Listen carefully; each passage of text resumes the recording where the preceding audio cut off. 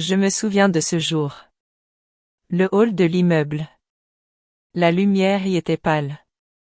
Je tenais mon ventre, avec douceur. Ma vie, ma petite vie qui venait de naître en moi, était encore pleine d'espoir fragile. Adrien venait de finir de charger sa voiture. Ces mots, si légers, avaient effacé des années de promesses. Ce n'est pas le bon moment, Éléonore. Tu sais, la situation, financière. Il parlait de chiffres, de carrière. Jamais de nous. Jamais de ce qui grandissait en moi. Mon silence, à cet instant, n'était pas un aveu de défaite. C'était une observation. Une promesse silencieuse que je me faisais. Celle de ne jamais oublier cet instant.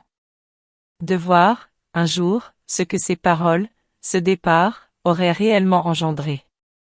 Bien après la chute. Longtemps avant ce matin de printemps, dans une chapelle parisienne. Avant de continuer, si vous le souhaitez, abonnez-vous à la chaîne et dites-moi doucement dans les commentaires d'où vous écoutez cette histoire, cela me ferait très plaisir. Le soleil de ce matin de printemps parisien filtrait à travers les vitraux anciens de la petite chapelle. Une lumière douce, presque sacrée.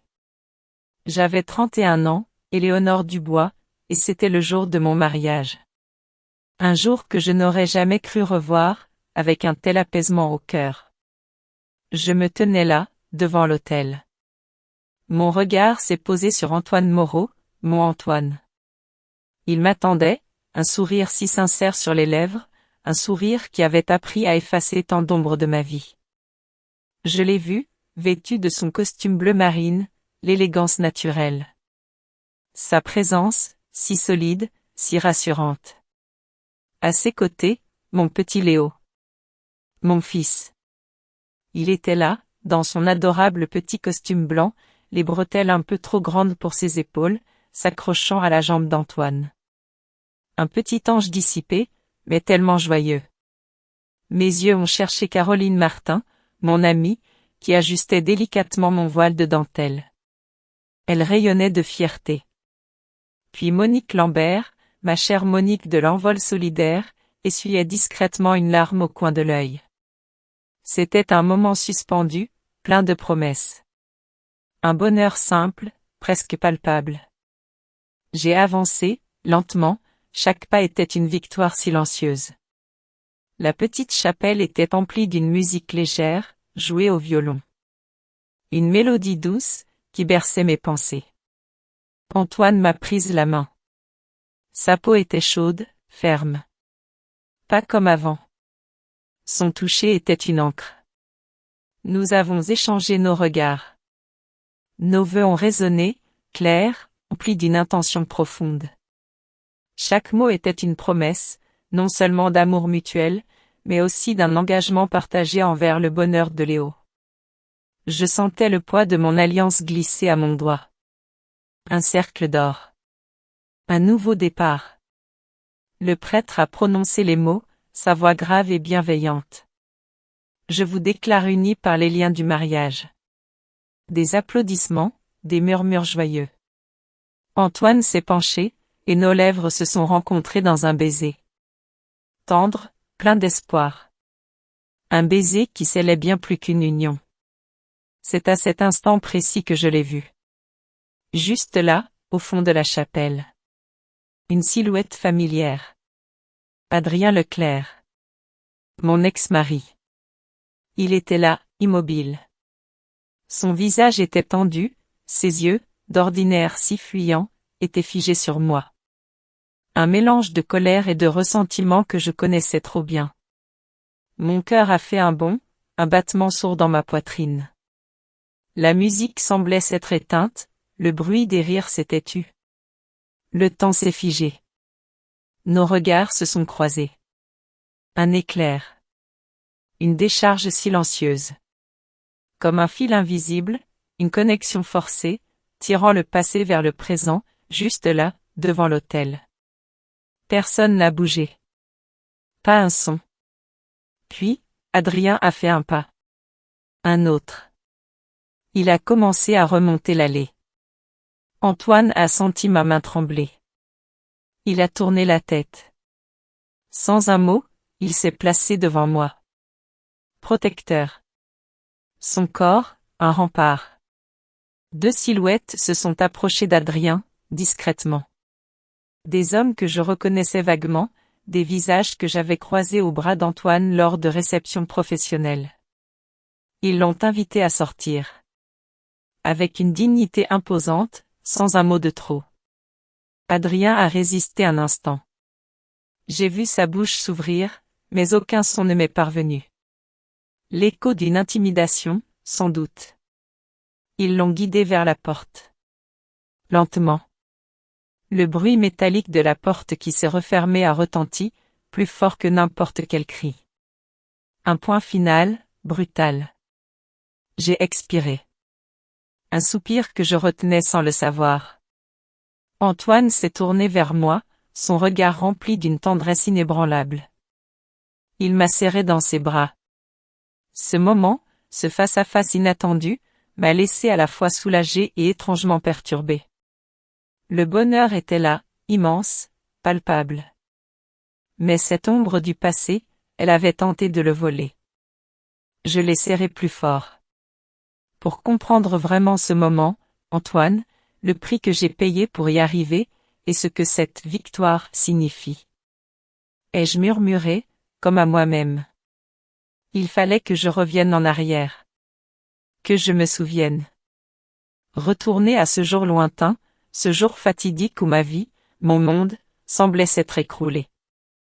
Il fallait que je raconte. Je dois vous raconter comment j'en suis arrivé là.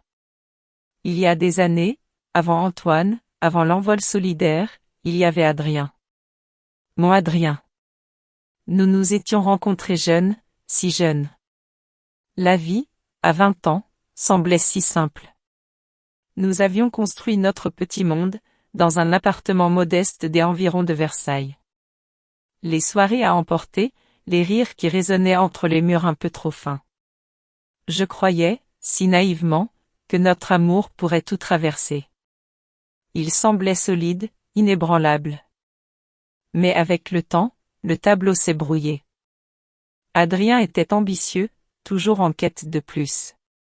L'obsession de grimper l'échelle sociale, d'accumuler les réussites à la firme d'investissement où il travaillait, avait lentement étouffé les joies simples de notre quotidien. Les finances étaient devenues un sujet de tension, une ombre constante. Il se faisait de plus en plus distant, son esprit ailleurs. Je sentais son impatience grandir, sa présence s'effacer. Alors, quand j'ai découvert que j'étais enceinte, j'ai vu cela comme une étincelle, un espoir. Je pensais, si fort, que l'arrivée d'un enfant nous rapprocherait à nouveau. Que cela raviverait la flamme. J'ai partagé la nouvelle, les larmes aux yeux, mon cœur battant d'une attente joyeuse. Mais Adrien, il n'a pas eu la réaction que j'espérais. Il a dit que nous n'étions pas prêts. Pas prêts à être parents. Ses frustrations ont viré à l'aigreur. Les discussions sont devenues des disputes, des mots acerbes. Un mur s'est construit entre nous, brique par brique. Et puis est arrivé ce jour de rupture. Je revois Adrien, son dos tendu, emportant ses dernières affaires. Des cartons usés, remplis de ce qui restait de sa vie ici. Nous étions dans le salon, ce salon que j'avais décoré avec tant d'amour. Les murs bleu pâle, autrefois témoins de nos éclats de rire, résonnaient d'un silence assourdissant. Il a insisté, il a dit que la séparation était mutuelle. Mais au fond de moi, je sentais que j'avais été aveuglé. Mon cœur était brisé. Je tenais Léo dans mes bras. 6 mois à peine, son petit corps chaud contre le mien. Je le regardais, lui, mon bébé, puis j'observais Adrien. À la porte, il a marqué une pause. Un bref instant. Son regard est passé de moi à Léo. Un éclair, une émotion indéfinissable a traversé son visage. Regret? Chagrin? Regret profond? Je ne saurais le dire. C'était trop rapide. Le moment s'est évanoui. Il a marmonné un au revoir, et il a disparu sous la bruine. Le bruit métallique du coffre de sa voiture, qui se refermait, a résonné dans l'après-midi gris. Je me suis effondré sur le canapé. Les larmes ont coulé sur mes joues, sans retenue. Épuisé, anéanti. J'avais 31 ans. Sans Léo, j'aurais peut-être sombré complètement. Mais son souffle chaud, ses petits gazouillis, ses minuscules mains serrant mon doigt, ils m'ont rappelé que je ne pouvais pas me briser. Pas maintenant. Une petite âne dépendait de moi. Les jours qui ont suivi ont été un combat. Des nuits où je pleurais en silence dans mon oreiller, Léo endormi à mes côtés. Le poids des factures, la solitude pesante, le sentiment de trahison. Tout pesait si lourd sur ma poitrine que je craignais de m'effondrer. Je me suis accroché à mon modeste emploi administratif, à l'envol solidaire. Ce n'était pas un métier glamour, mais il me donnait un but. J'aidais des familles en difficulté à trouver un logement, des opportunités d'emploi. En les aidant, je me rappelais que j'avais encore quelque chose à offrir au monde.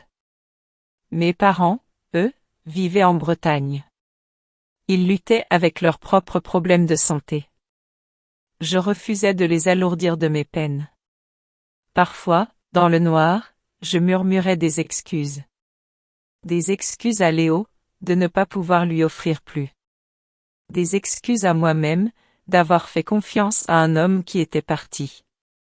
D'avoir cru en un avenir qui s'était révélé n'être qu'une illusion. Au revoir, Adrien, ai-je chuchoté un soir, déposant un baiser doux sur le front de Léo. Il a serré une mèche de mes cheveux, babillant doucement. Dans ce son innocent, j'ai senti une infime lueur d'espoir. Si le chagrin m'avait appris quelque chose, c'était ceci, l'amour d'une mère, lui, ne se briserait jamais. Il serait toujours là. Une force tranquille, née des ruines d'un amour perdu. Il fallait avancer. Pas de manière héroïque. Juste avancer. Pour Léo. Les mois passaient. Chaque jour était un témoignage silencieux de ma résilience.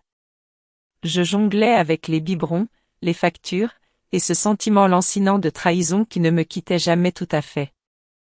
Mon travail à l'envol solidaire, c'était ma bouée. Ce n'était pas un poste prestigieux, non, mais il me donnait un sens, une raison de me lever le matin. J'aidais des familles à se relever, à trouver un toit, à retrouver de l'espoir. En faisant cela, je me rappelais que j'avais encore une utilité dans ce monde. Un matin de novembre, vif et frais, je suis arrivé au bureau de l'envol solidaire. J'équilibrais le sac à langer de Léo, un café tiède et une pile de dossiers clients. L'air mordant de Paris fouettait mes joues, mais j'accueillais cette piqûre. Cela me réveillait. Après avoir déposé Léo à la petite crèche voisine, tenue par des retraités au grand cœur, je me suis dépêchée à mon bureau. À peine assise, Monique Lambert, ma supérieure, m'a appelée pour une réunion. Je m'attendais à des mises à jour de routine. J'ai été surprise de trouver un homme grand, impeccablement vêtu, déjà assis à la table de conférence. Sa présence était calme, sereine. Il émanait de lui une certaine assurance, depuis les lignes parfaites de son costume anthracite sur mesure jusqu'à son sourire poli, mesuré. Éléonore, je vous présente Antoine Moreau, a dit Monique chaleureusement, en le désignant. Il est ici pour discuter d'un partenariat potentiel avec le groupe Moreau. Ils explorent des moyens de financer certains de nos programmes. Mes sourcils se sont levés. J'avais bien sûr entendu ce nom. Le nom Moreau était murmuré dans les cercles associatifs. Apparemment, Antoine Moreau était connu pour ses investissements stratégiques et ses partenariats caritatifs soigneusement choisis. J'ai tendu la main poliment, faisant de mon mieux pour ignorer la façon dont son regard s'est attardé sur moi. Juste un battement de cœur de plus que prévu. Antoine a expliqué qu'il étudiait actuellement des organisations à but non lucratif luttant contre l'instabilité du logement. Il a posé des questions pointues, réfléchies, sur les indicateurs de succès de l'envol solidaire, notre engagement communautaire, nos objectifs à long terme. Contre toute attente, je me suis lancé, détaillant les défis rencontrés par les familles, le chômage, les problèmes de santé mentale, le manque d'accès aux soins, les obstacles à la garde d'enfants. J'ai partagé des histoires tirées de mon travail quotidien, ma voix empreinte d'une sincérité brute. Antoine écoutait attentivement, prenant des notes de temps à autre. Quelque chose dans son calme, son respect, la profondeur de ses questions, a apaisé ma nervosité habituelle. Il n'avait rien de l'arrogance que j'attendais des philanthropes de haut rang. À la fin de la réunion, il nous a remerciés, Monique et moi, et a promis d'envoyer son équipe pour une évaluation plus approfondie de nos programmes. Puis, il m'a regardé. « Votre dévouement est impressionnant », a-t-il dit, hochant la tête. « Je sens votre passion. » C'est rare. J'ai rougi, marmonnant un rapide merci avant de me dépêcher de récupérer Léo pour notre pause de midi. Mais même en marchant, je ne pouvais pas empêcher mes pensées de revenir à cette énergie tranquille qu'Antoine Moreau dégageait. Il y avait une authenticité dans sa voix que je n'avais pas anticipée. De la part d'un millionnaire, qui plus est. Ce soir-là, de retour dans ma petite maison de location, j'ai donné la purée de carottes à Léo tout en ramassant ses jouets éparpillés dans le salon. Pourtant, je ne pouvais pas chasser le souvenir du regard inébranlable d'Antoine, ou ce léger battement dans ma poitrine quand il s'était adressé directement à moi. J'ai repoussé cette pensée, me rappelant ce qui importait vraiment, les factures, les courses, le bien-être de Léo. Je ne savais pas alors que cette rencontre fortuite avec un puissant philanthrope n'était que le début. Une ondulation dans les temps qui, un jour, se transformerait en une vague capable d'atteindre le seuil de mon ex-mari, Adrien, et de secouer les fondations de tout ce qu'il croyait savoir. Les semaines suivantes, le groupe Moreau a mené un audit discret et exhaustif des programmes de l'envol solidaire. Le personnel bourdonnait d'une nervosité excitée, espérant que cette firme puissante deviendrait une source de financement constante et vitale. Je jonglais avec ma charge de travail habituelle, réunions clients, sessions de soutien familial, et occasionnellement, des visites guidées pour les analystes du groupe Moreau. Pendant tout ce temps, j'ai rarement revu Antoine en personne, bien que Monique me tienne au courant de son intérêt croissant pour certaines de nos propositions d'expansion.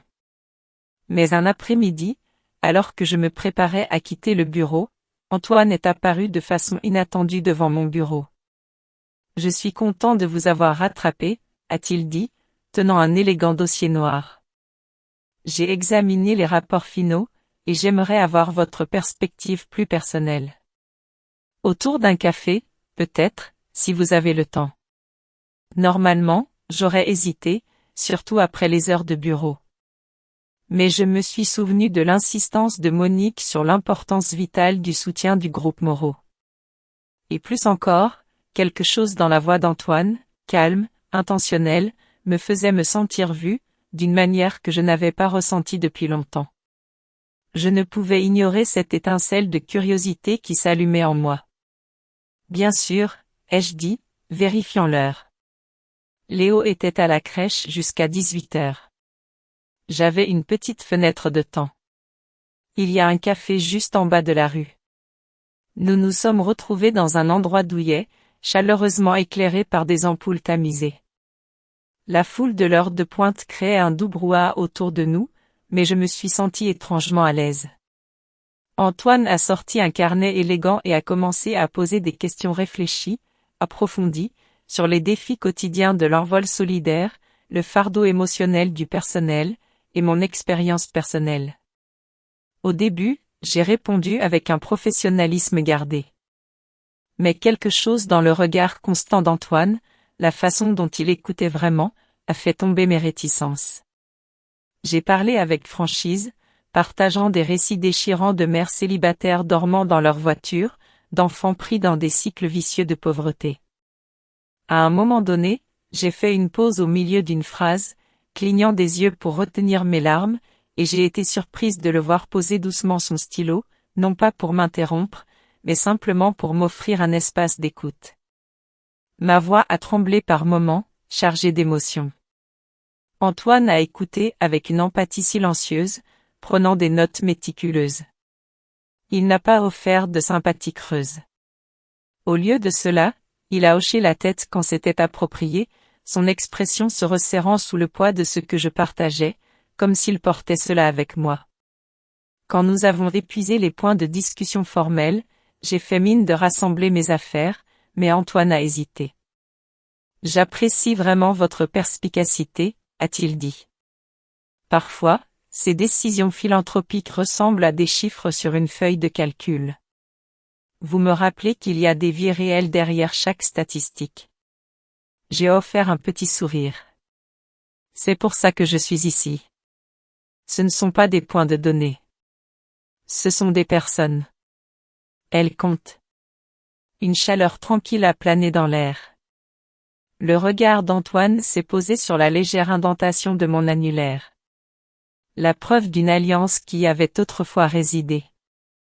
J'ai l'impression que vous avez votre propre histoire, Éléonore.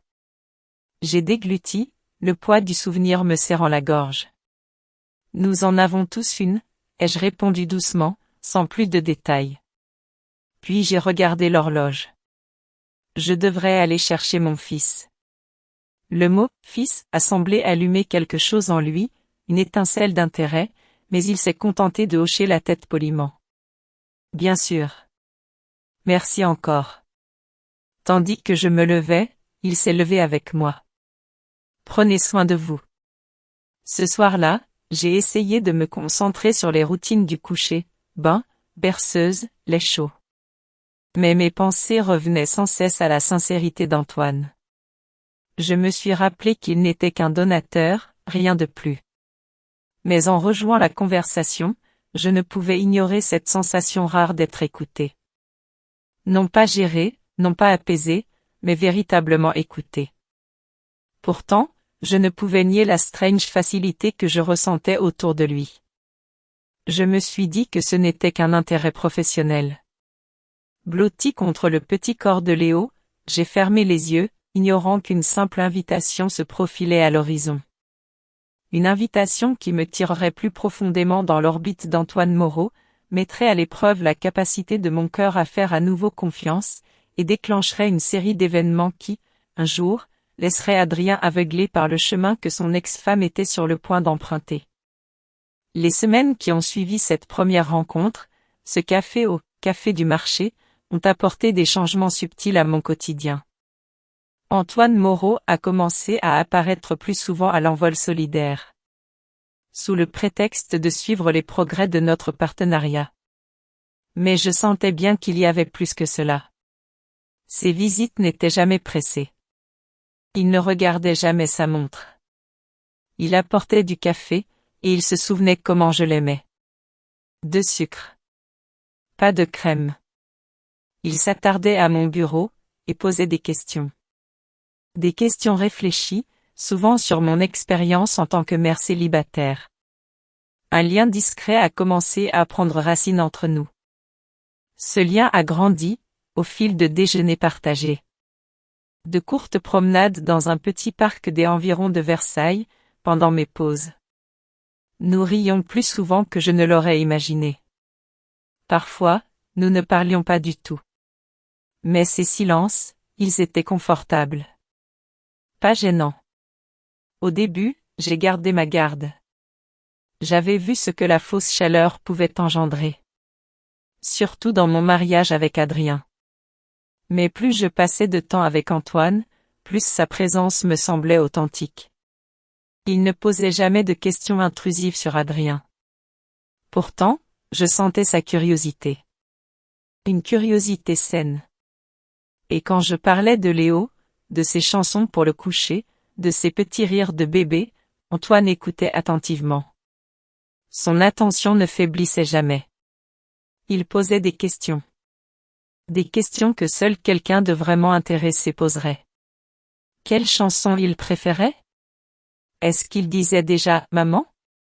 Et quand je parlais des caprices de Léo, ou de ses petites victoires, Antoine ne se déconnectait pas. Il se penchait. Il écoutait. Un samedi matin, J'ai reçu un message de lui. Il me demandait si je pouvais l'aider à coordonner une petite collecte. Il y a une crèche pour les mères qui travaillent, m'a-t-il dit. Ils auraient besoin de couches, de lingettes, de les materniser. La Fondation Moreau voudrait parrainer cet événement. J'ai hésité. Les week-ends, je les réservais habituellement à Léo. Les week-ends étaient sacrés.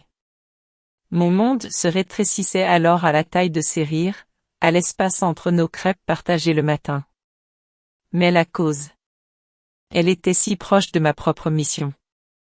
J'ai fini par dire oui. J'ai commencé à préparer le sac à langer de Léo, prévoyant de le déposer chez ma voisine. Mais Antoine avait d'autres projets. Amenez-le, a-t-il dit simplement. J'adorerais le rencontrer. Mon cœur a vacillé. Il n'a pas dit cela par simple politesse. Il l'a dit comme quelqu'un qui le pensait vraiment. Et c'est ainsi que je me suis retrouvé dans une salle communautaire, ensoleillée, en banlieue. J'organisais des piles de vêtements de bébé, de biberons, de produits de soins. Léo trottait autour de moi, les yeux écarquillés, explorant curieusement cet espace nouveau. Antoine est arrivé avec quelques membres du personnel du groupe Moreau. Il leur a demandé de disposer les tables de dons. Une fois tout en place, les boîtes de lait, les paquets de couches, les vêtements bien rangés, son attention s'est tournée vers Léo. Le petit garçon, tout en boucle et en émerveillement, a levé les yeux vers cet étranger. Il le regardait avec fascination. À ma grande surprise, Antoine s'est agenouillé à la hauteur de Léo. Il lui a tendu un petit lapin en peluche. Léo l'a attrapé, riant. Pendant l'heure qui a suivi, Antoine a continué à interagir avec lui, le laissant aider à placer des jouets en peluche sur la table, faisant des grimaces amusantes qui provoquaient des éclats de rire du petit garçon. J'ai observé, sidéré. Je n'avais jamais vu une telle patience. Une chaleur aussi naturelle de la part d'un homme, autour de mon enfant. Même Adrien, même quand il vivait encore avec nous, n'avait jamais montré une telle connexion naturelle avec son propre fils. Une fois que les bénévoles ont terminé, que les autres membres du personnel sont partis, il ne restait que moi, Antoine et Léo. Épuisé par l'excitation, Léo s'est endormi dans mes bras. Antoine nous a proposé de nous ramener chez nous dans son élégant SUV noir. J'ai hésité un instant, puis j'ai acquiescé. Pendant le trajet, j'ai risqué un coup d'œil. J'ai remarqué son expression s'adoucir chaque fois qu'il jetait un œil à Léo dans le rétroviseur. Quelque chose en moi s'est remué. Un enchevêtrement inconnu de gratitude et d'un désir, un désir que je n'osais pas nommer. Plus tard ce soir-là, tandis que je berçais Léo dans notre modeste salon, je ne pouvais m'empêcher de repenser à la douceur d'Antoine. J'ai imaginé, pour la première fois, un avenir. Un avenir où un homme pourrait offrir plus que des critiques, plus qu'une distance froide. Une pointe de regret profond a traversé mon esprit. J'étais encore empêtré dans les décombres émotionnels de mon passé avec Adrien. Mais tandis que Léo se blottissait contre ma poitrine, j'ai réalisé quelque chose de surprenant. Mon fils, avec son instinct pur, avait accepté la présence douce d'Antoine. Et cette simple, innocente vérité a commencé à fissurer les murs que j'avais passé des mois à construire. C'est à ce moment-là, alors que cette connexion naissante avec Antoine commençait doucement à éclore, que mon monde a été secoué. Un appel téléphonique soudain. Un après-midi gris. L'écran de mon téléphone s'est allumé. Un nom. Un nom que je n'avais pas vu depuis des mois. Adrien Leclerc. Mon estomac s'est serré. J'ai hésité.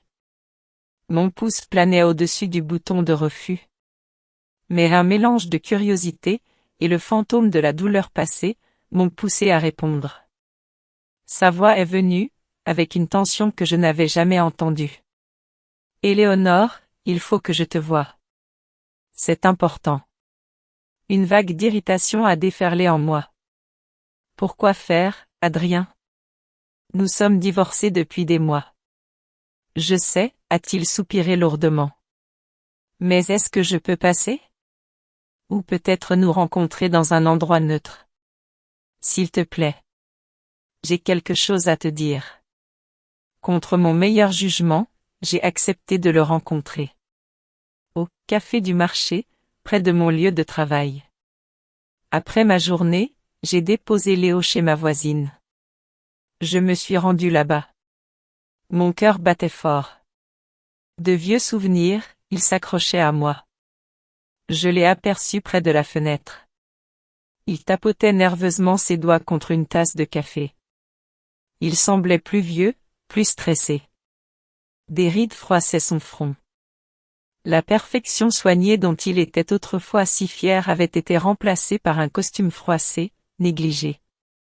Merci d'être venu, a dit Adrien, se levant un peu maladroitement à mon approche. J'ai fait un signe de tête poli. J'ai pris place en face de lui. Un lourd silence s'est installé entre nous. Avant qu'Adrien ne parle, d'un coup.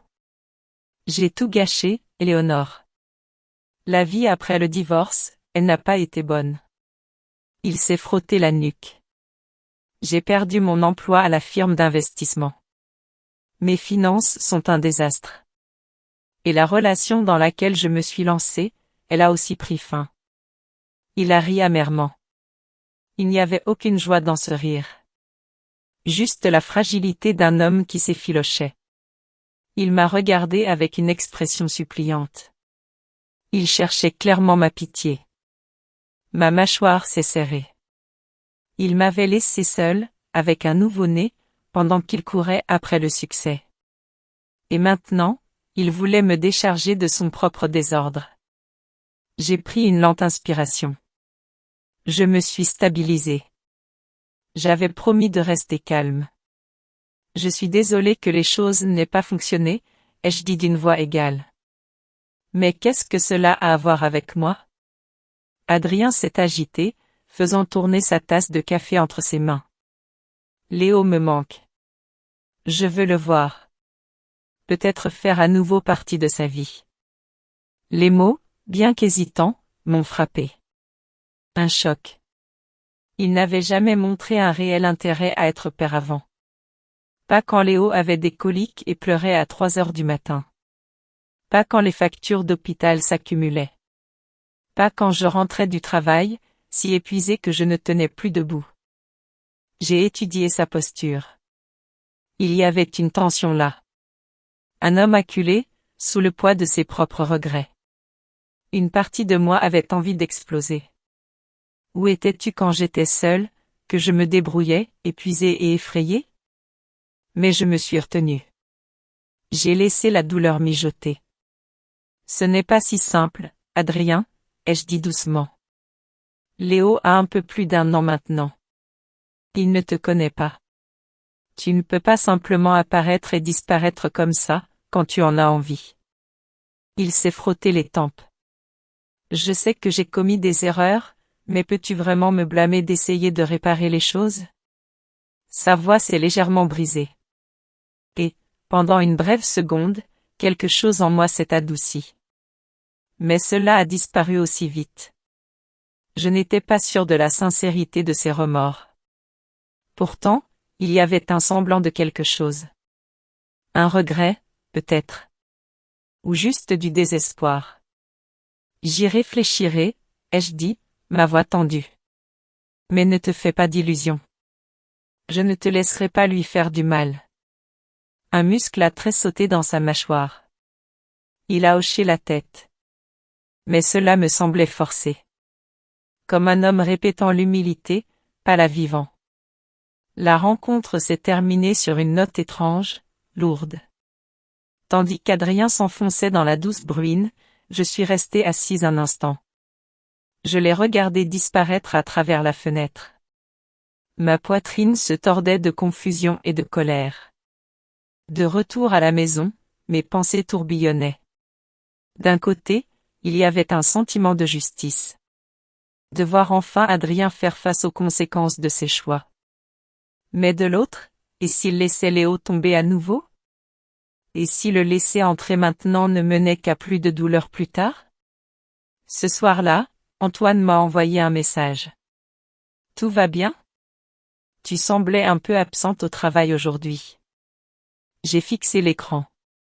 Mon cœur était partagé entre le calme de son inquiétude et la tempête qu'Adrien venait de rallumer. J'ai simplement tapé, ça va. Merci de demander. Mais le mensonge pesait lourd sur ma langue. À l'intérieur, je n'allais pas bien du tout. Le destin, semblait-il, avait ramené Adrien dans ma vie au moment exact où une nouvelle porte commençait à s'ouvrir. Et bientôt, la collision de ces deux mondes déclencherait une chaîne d'événements que personne n'aurait pu prévoir. Le poids de la intimidation d'Adrien pesait lourd. Ce soir-là, après notre rencontre au café du marché, j'ai tout raconté à Antoine. Les larmes coulaient sur mon visage, incontrôlables, tandis que je lui confiais la bassesse de son pression indue. Sa réaction m'a frappé. Il a écouté, son visage sombre, une colère froide dans les yeux. Mais sa voix est restée calme. D'une fermeté rassurante. Je ferai tout ce qu'il faut pour vous protéger, tous les deux, a-t-il dit. Je vous le promets. Nous allons gérer cela légalement, entièrement. Il m'a prise dans ses bras. Et, pour un instant, je me suis permis de m'effondrer contre lui. Parce que, pour la première fois, quelqu'un ne me demandait pas de faire face seul. L'angoisse me submergeait, bien sûr. Les vieilles peurs remontaient. Celle d'être sans défense, de ne pas pouvoir protéger mon fils. Mais Antoine était là. Et sa présence, si solide, était un réconfort inattendu. Pour anticiper toute manœuvre juridique d'Adrien, Antoine a rapidement organisé une rencontre avec Maître Dubois, une avocate spécialisée en droit de la famille. Elle était calme, posée. Elle nous a écoutés, puis a confirmé ce que je pressentais déjà, mais qui me rassurait de l'entendre d'une professionnelle. Adrien pouvait techniquement déposer une demande de garde partielle. Mais seulement s'il avait des preuves solides que j'étais inapte. Son dossier serait faible. Son comportement incohérent, son chômage, la nature même de ses intimidations, tout cela affaiblirait gravement toute démarche de sa part. Pourtant, l'anxiété persistait. Voir ma détresse, ma fatigue sous cette pression, Antoine a insisté pour engager une équipe juridique complète. Entièrement financée par le groupe Moreau. Au début, j'ai résisté. J'ai hésité. Je ne voulais pas paraître dépendante de sa fortune. Les fantômes des jugements passés, les regards froids de Solange Moreau, les murmures de la société sur les croqueuses de diamants, tout cela s'accrochait à moi. Je me souvenais aussi des remarques acerbes de la mère d'Adrien sur mon milieu modeste, qui n'était pas à la hauteur de leur famille. Mais au fond, ma priorité absolue était la sécurité de Léo. Sa protection. Je ne pouvais pas me permettre d'être fière à ses dépens. J'ai donc accepté. À contre-cœur, mais avec une immense gratitude. C'était un pas hésitant vers le lâcher-prise. Permettre à Antoine de partager ce fardeau. C'était une rupture significative avec mon passé, où j'avais toujours tout porté, seule. Pendant ce temps, Solange Moreau, la mère d'Antoine, restait prudente. Elle n'était pas entièrement convaincue que j'étais la bonne personne. Elle n'a formulé aucune objection directe. Mais son silence, ses regards lointains, ses manières légèrement distantes, étaient un jugement suffisant. Je ressentais le poids de cette désapprobation non dite. Mais j'ai choisi de ne pas m'y attarder. Mon regard était tourné vers l'avenir, vers Léo, et vers cet homme qui, lui, était là, sans condition. Au milieu de cette tension, de ces préparatifs juridiques, Antoine a planifié quelque chose de simple, de discret. Un soir de printemps doux. Il m'a invité, avec Léo, à l'inauguration d'une aire de jeux nouvellement rénovée par la Fondation Moreau. Elle était nichée dans un parc pittoresque des Yvelines, à quelques kilomètres de Paris. Les enfants riaient, se couraient après sur le gazon doux. Léo a gazouillé de joie, courant entre les balançoires et les toboggans. Une bénévole, d'une grande gentillesse, a proposé de veiller sur lui, nous offrant, à Antoine et à moi, quelques rares instants seuls. Nous avons marché lentement le long de l'eau, où de hautes lanternes diffusaient une lueur dorée. Le soleil plongeait à l'horizon, peignant le ciel de traînées lavandes et oranges. J'ai inspiré l'air frais et pur, reconnaissante pour cette paix, si temporaire soit-elle. Antoine était silencieux à mes côtés. Les mains dans les poches, son front plissé, absorbé dans ses pensées. À un point de vue panoramique près de l'eau, Antoine s'est arrêté. Il s'est tourné vers moi. « Éléonore » a-t-il dit, sa voix douce, tremblante. Ces derniers mois ont été plus significatifs que n'importe quelle autre partie de ma vie. Vous et Léo, vous avez rempli un espace dont je ne soupçonnais même pas l'existence. Il a pris une profonde inspiration, ses mots s'envolant dans l'air frais. Je pensais que la richesse et un but étaient suffisants. Mais vous m'avez montré le pouvoir de la connexion, de la présence. Mon travail est différent maintenant, plus significatif. Il a hésité, puis a continué, sa voix encore plus douce. Et si nous essayions d'être plus que des amis? Mon souffle s'est coupé. Nous avions dansé autour de cette possibilité. Des regards volés. Des pensées à moitié exprimées. Mais l'entendre à voix haute. Cela a fait bouger quelque chose en moi. Après tout ce qui s'était passé avec Adrien, après tant de dégâts, étais-je vraiment prête? Antoine a semblé sentir mon hésitation. Je sais que votre confiance a été brisée, a-t-il dit doucement. Je ne vous pousserai jamais. Mais il faut que vous sachiez que je vous aime, Éléonore. Je veux faire partie de votre vie, et de celle de Léo, si vous le permettez. Il a pris une profonde inspiration, puis s'est agenouillé. Le monde a basculé. Juste une fraction de seconde, j'ai oublié comment respirer. J'ai halté, ma main portée à ma bouche, mes yeux se remplissant de larmes. Il était là. Antoine Moreau. Le philanthrope millionnaire qui avait un jour franchi le seuil de mon bureau associatif sans prévenir. Maintenant, il était agenouillé devant moi. Une petite boîte en velours dans sa main. Le diamant à l'intérieur scintillait sous la lumière des lanternes. Je sais que les choses sont compliquées, a-t-il poursuivi, l'émotion nouée dans sa voix. Mais je veux vous protéger, être à vos côtés, et être un père pour Léo, si vous le permettez. Il a ouvert la boîte. Éléonore Dubois, voulez-vous m'épouser? Les larmes ont coulé librement sur mes joues. Le monde autour de moi s'est tu. Plus de passé. Plus de doute. Juste cet instant. Brut. Écrasant. Et réel. Mon esprit a revu tous les chagrins avec Adrien. La douleur. Les incertitudes. Les années à tout faire seul. Mais l'amour d'Antoine. Il avait été constant. Inébranlable. Même face aux intimidations. Même face au jugement. J'ai regardé la bague. Puis j'ai regardé l'homme qui n'avait jamais reculé face à ma réalité. Oui, ai-je murmuré, ma voix brisée. Antoine s'est levé. Il m'a enveloppé dans ses bras. Me soulevant dans une étreinte chaude et tourbillonnante.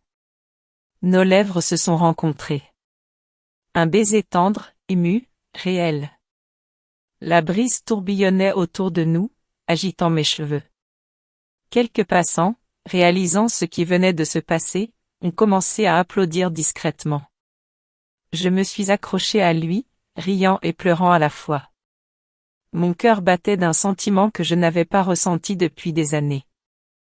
L'espoir sans la peur. J'ai ri à travers mes larmes, me tournant pour voir Léo trottiner vers nous avec la bénévole, comme s'il avait lui aussi senti la gravité du moment.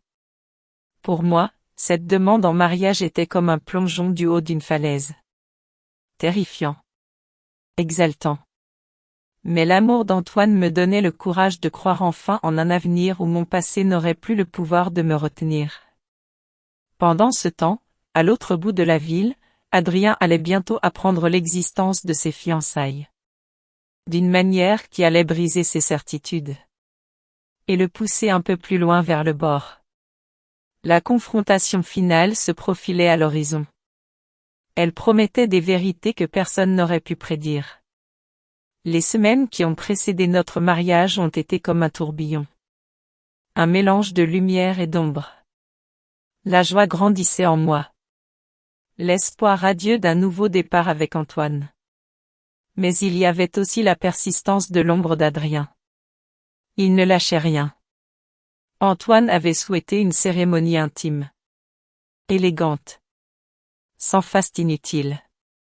Juste nous, Léo, et ceux qui comptaient vraiment. J'ai apprécié sa discrétion. Son refus du spectacle. Il préférait l'authenticité. Et c'est ce que je désirais aussi, au fond de moi. Solange Moreau, sa mère, a maintenu une façade de civilité. Ses manières étaient impeccables. Mais je sentais toujours une certaine réticence en elle. Un jugement silencieux, qu'elle ne verbalisait jamais. Un regard lointain, qui me faisait comprendre que, pour elle, je ne correspondais pas tout à fait à l'image qu'elle avait du clan Moreau. J'ai choisi de l'ignorer. Consciemment. De me concentrer sur mon bonheur. Sur Antoine. Sur Léo. Adrien, lui, a multiplié les messages. Tantôt suppliant, me demandant une dernière chance. Tantôt accusateur, me reprochant de ne lui avoir jamais laissé le temps. De n'avoir jamais cru en lui. Ces mots saignaient de ressentiment. J'avais déjà lu ces lignes. Sous différentes formes. Avec différentes excuses. Cette fois, j'ai choisi de ne pas répondre. Je les ai ignorées. Je ne voulais pas que ces manipulations empoisonnent ma joie. J'avais déjà fait le nécessaire. Mon avocate était prête. Au cas où. Le jour de notre mariage est arrivé, clair et lumineux. Un ciel lavé par le soleil. J'étais là, dans ma robe de dentelle simple mais si élégante. Mes mains tremblaient un peu, je l'avoue. Caroline Martin, mon amie, ajustait délicatement mon voile. Ses yeux brillaient de fierté. Elle disait que je n'avais jamais été aussi radieuse. Dans un coin, Monique Lambert, ma fidèle Monique, essuyait discrètement une larme. Mon petit Léo. Il était là. Dans son miniature costume blanc, ses petites bretelles. Il s'accrochait à moi. Gazouillant de joie de temps en temps. Je l'ai regardé, mon fils. J'ai senti le poids de tout le chemin parcouru. Le divorce. La douleur. La beauté terrifiante d'être une mère seule. Et maintenant, un avenir qui s'ouvrait, immense, plein de possibilités. Ce n'était pas juste une cérémonie. C'était la survie, devenue sacrée. J'ai inspiré profondément. Et je suis entré dans l'allée. La douce mélodie d'un violon emplissait la chapelle. Antoine m'attendait à l'autel. Son regard était ancré dans le mien. Une affection ouverte, inébranlable. Tandis que je m'approchais, j'ai vu des larmes briller dans ses yeux. Les paroles du prêtre sont devenues un flou. Elles étaient enveloppées d'émotions. Je sentais la main d'Antoine effleurer doucement mes jointures. Un geste apaisant. Ancrant mon cœur. Nous avons échangé nos vœux. Sincères. Plein d'intention. Chaque ligne était infusée de promesses d'amour, de confiance mutuelle. Et d'un engagement partagé envers le bonheur et le bien-être de Léo. Le prêtre a conclu, je vous déclare unis par les liens du mariage. Des applaudissements, des murmures joyeux ont empli la chapelle. Antoine s'est penché. Il a scellé notre union d'un baiser. Tendre. Empli de promesses. C'est à cet instant précis qu'il a surgi. Adrien. Il s'était glissé par l'arrière de la chapelle. Il s'est figé. Antoine et moi, là, devant l'autel. Je l'ai aperçu. Nos regards se sont croisés. Chargé. Électrique. Une tempête derrière la vitre. J'ai senti le passé se heurter au présent. En cette seconde silencieuse. Pendant un battement de cœur tendu, personne n'a bougé. Puis, Adrien a fait un mouvement. Il a remonté l'allée. Ignorant le silence stupéfait qui était tombé sur l'assistance. Mon souffle s'est coupé. Antoine s'est immédiatement interposé. Entre moi et Adrien. Calme. Mais si protecteur. Tu l'as fait, vraiment, a craché Adrien. Sa voix a déchiré l'air. Tu te maries pour l'argent. Sans même me donner une chance de réparer ce que nous avions. Je me suis raidi. Nous ne sommes plus une famille, Adrien. Pas depuis longtemps. Ma voix n'a pas tremblé. Pas cette fois. Tu as fait tes choix. Maintenant, j'ai fait les miens. Sa force était ma nouvelle armure. Le visage d'Adrien s'est tordu. Il a ouvert la bouche pour une autre parole amère. Mais Antoine a fait un signe discret à l'équipe de sécurité. 2 hommes sont apparus. Des visages discrets. Ils ont calmement guidé Adrien hors de l'allée. Il a résisté un instant. Aboyant des intimidations. Des mots que personne n'a pris au sérieux. Le bruit de la porte qui s'est refermée derrière lui. C'était plus fort que n'importe quel cri. Une ponctuation finale sur un chapitre que j'avais dépassé depuis longtemps. Au moment où les portes se sont refermées, j'ai expiré. Un soulagement tremblant. Antoine s'est tourné vers moi. Il m'a prise dans ses bras. Me tenant serré. La chapelle s'est lentement remplie à nouveau de chaleur, d'applaudissements. Et de la joie silencieuse d'un avenir durement gagné. Les invités ont exhalé, dans une vague d'empathie collective. La cérémonie aurait pu sombrer dans le chaos. Mais le vœu était scellé. Éléonore, désormais Madame Moreau, se tenait droite. Une vague de force défiante montait en moi. La dernière manœuvre d'Adrien avait échoué. Et, ce faisant, elle n'avait fait que souligner le chemin parcouru. Pourtant, malgré le soulagement profond, il y avait cette pointe de tristesse. Cette ombre tenace et mesquine qui avait tenté d'entacher ce moment si précieux. Mon bonheur était là, oui, immense. Mais cette intrusion, elle laissait une trace. Une amertume persistante face à cette nature humaine, parfois si petite. Si vous êtes encore à l'écoute à ce moment de mon histoire, votre présence compte énormément. Un simple, 1 minute en commentaire m'indiquerait que je ne suis pas seul à me remémorer ces instants. C'est un grand encouragement pour moi de partager la suite de ce parcours. Après le tumulte de notre mariage, Antoine et moi, avec Léo, sommes partis pour une courte lune de miel. Un havre de paix. Santorin, en Grèce. L'île, avec ses maisons blanchies à la chaux, ses eaux d'un bleu cristallin, offrait une tranquillité dont je n'avais fait que rêver. Chaque matin, nous nous attardions au petit déjeuner, sur une terrasse ensoleillée. Léo trottinait après les papillons, explorant les sentiers de pierre sinueux. Pour la première fois depuis des années, mon rire était facile. Sans fardeau. Le rythme de cette paix était étrange, mais si bienvenu. Chaque soir, nous sirotions un vin local, tandis que le soleil plongeait sous l'horizon. Nous parlions de notre avenir. Des projets pour étendre l'envol solidaire. Des rêves d'un foyer stable, rempli d'amour. Peut-être même, un jour, donner un petit frère ou une petite sœur à Léo. L'apparition dramatique d'Adrien à notre mariage nous avait tous deux ébranlés, c'était vrai. Mais l'amour calme et constant d'Antoine n'avait jamais faibli. Si une intimidation de garde persistait, nous faisions confiance à l'équipe juridique pour la gérer. Pour la première fois depuis si longtemps, je me sentais en sécurité. Je ne vivais plus en réaction au passé. Je construisais quelque chose de réel. Quelque chose de durable. Avec quelqu'un qui m'aimait, et aimait Léo, sans hésitation. Mais tout a basculé le jour de notre retour à Paris. De retour dans notre nouvel appartement. Un duplex au cœur du 7e arrondissement. En attendant sur le pas de la porte, il y avait une enveloppe épaisse. Une enveloppe que la gardienne avait dû laisser. Étrangement, elle était adressée à un Monsieur Adrien Leclerc. Mais elle était clairement destinée à moi. À nous. Mes yeux ont parcouru le document. Mon souffle s'est coupé. Une ligne.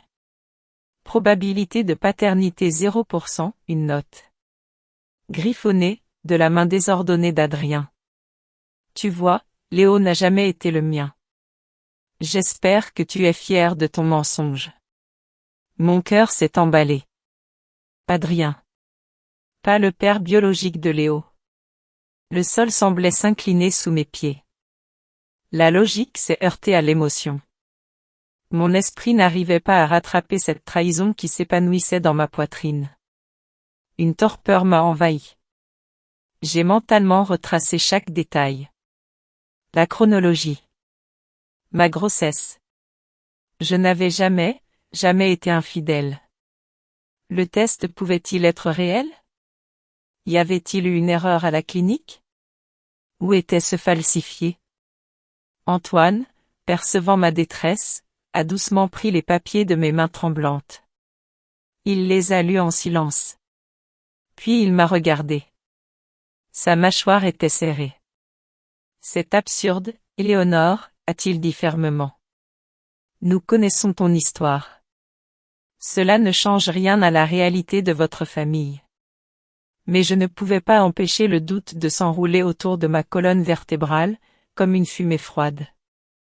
Et si, malgré tout, il y avait eu une erreur de laboratoire? Ou pire, si c'était le dernier acte de sabotage d'Adrien? Une manœuvre soigneusement élaborée pour planter une graine d'incertitude là où la guérison avait commencé. La semaine suivante, l'équipe juridique d'Antoine a mis au jour la vérité. Adrien avait soumis ce test. Une dernière manœuvre légale. Une tentative désespérée.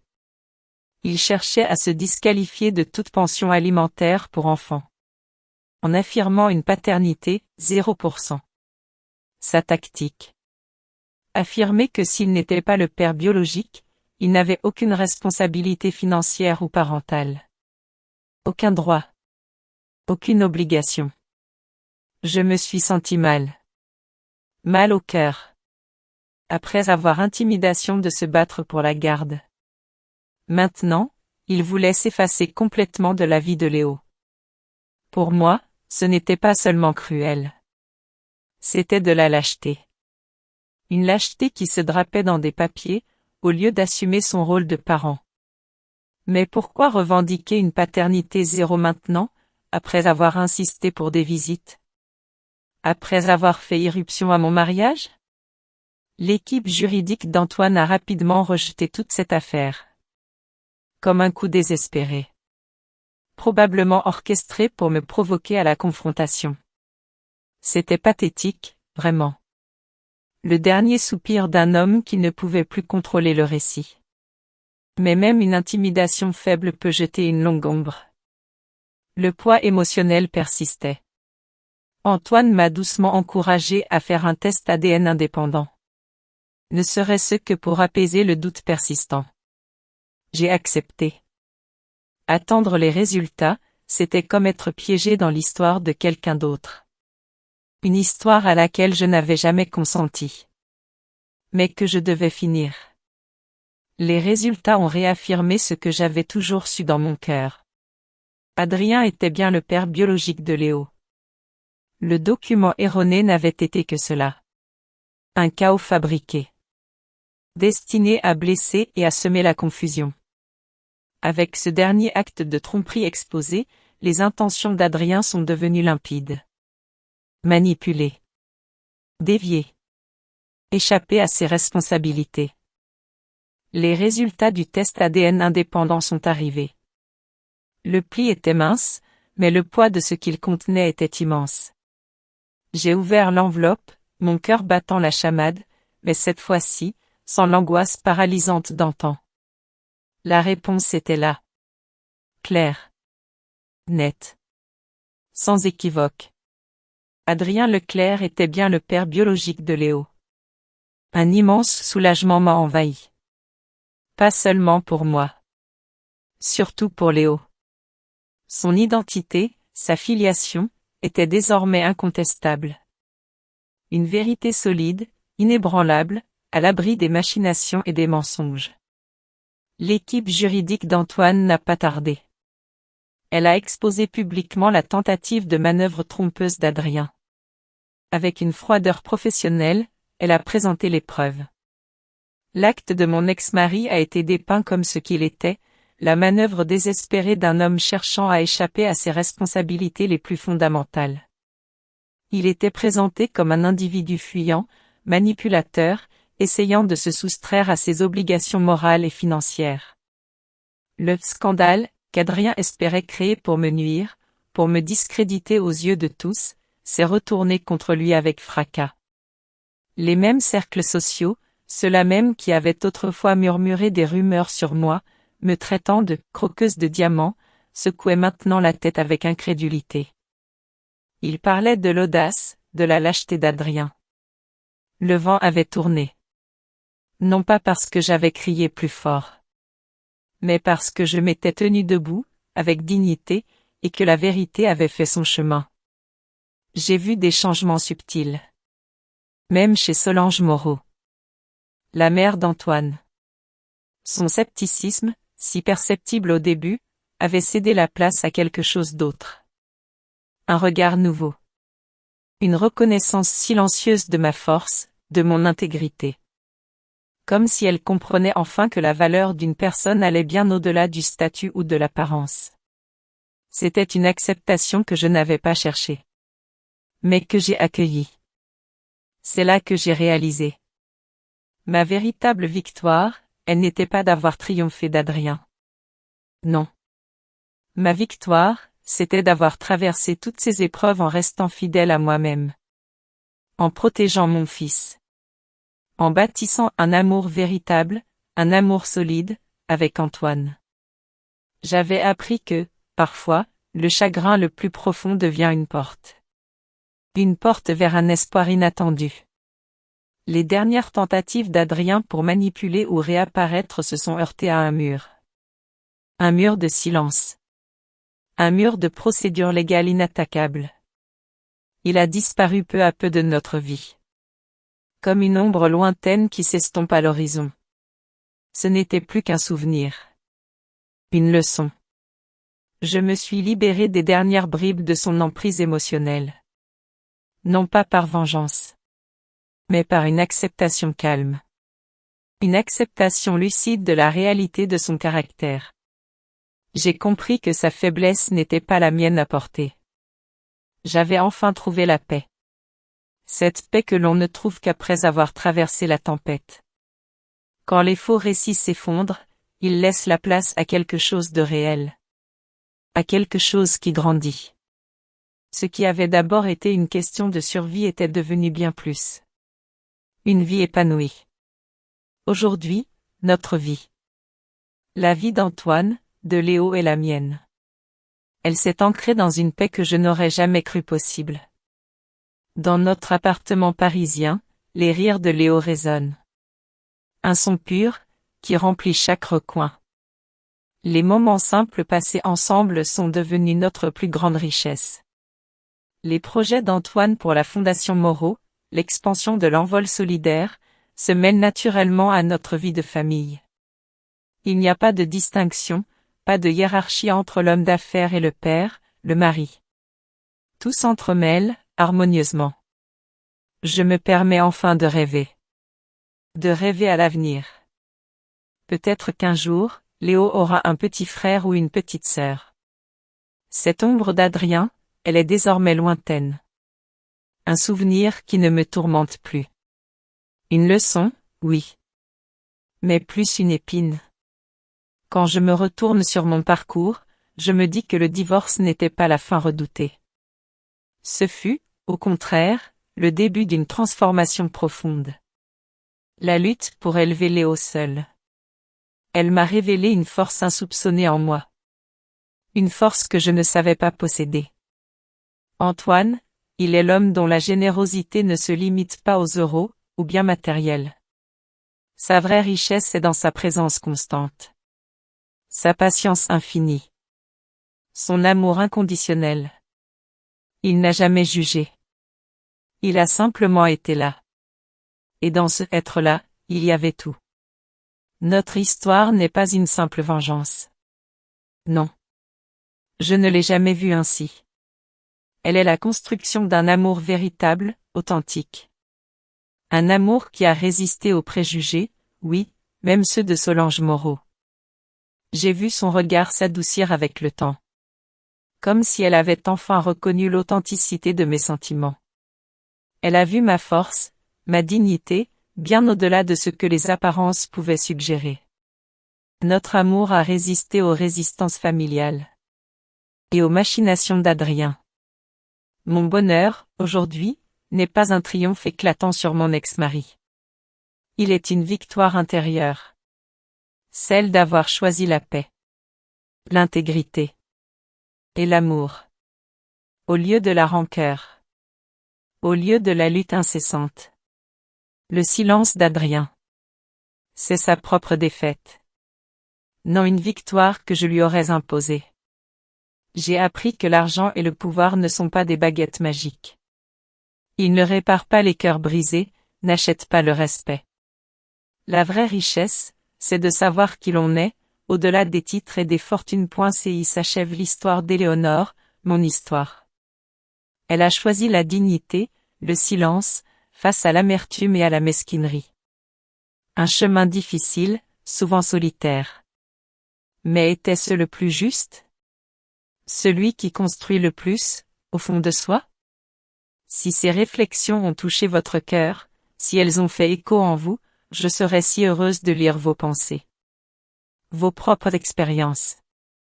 N'hésitez pas à les partager en commentaire. Et si vous souhaitez que ces voix, ces récits de vie continuent de résonner, vous pouvez, si le cœur vous en dit, laisser un « j'aime », partager cette histoire. Ou bien vous abonner à La Revanche Silencieuse. C'est une façon de rester connecté. De savoir que nous sommes là, les uns pour les autres. La vie, après tout, est une suite de chapitres. Certains se ferment, d'autres s'ouvrent. Et dans chaque fin, il y a toujours un nouveau commencement qui nous attend. Prenez soin de vous. Et à bientôt, pour d'autres murmures de l'âme. Cette vidéo est une histoire de fiction inspirée d'expériences de la vie. Elle n'a pas pour but de juger qui que ce soit, mais d'inviter calmement à réfléchir sur la manière de vivre et sur nos relations avec les autres. Les personnages, les noms et les lieux n'ont aucun lien avec la réalité et ont été modifiés afin de ne porter préjudice à personne. Puissiez-vous, à travers cette histoire, prendre un instant pour vous souvenir de votre propre vie et des personnes qui vous sont chères.